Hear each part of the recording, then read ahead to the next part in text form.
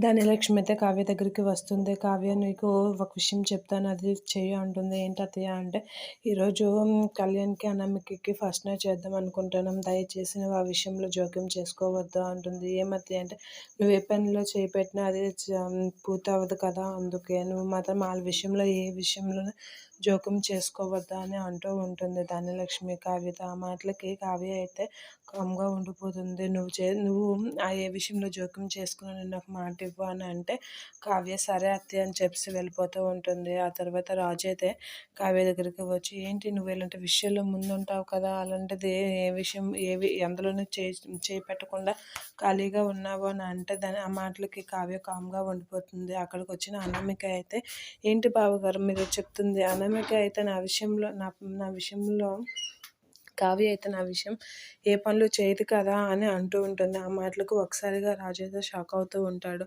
ఏంటి అని అనేసరికి, అయినా కావ్యకి మా పనులు చేయాలంటే ఇష్టం ఉండదు కదా! అందులోగా నాకు సంబంధించిన పనులు ఏవి చేయాలన్నా తనకి నచ్చదు కదా!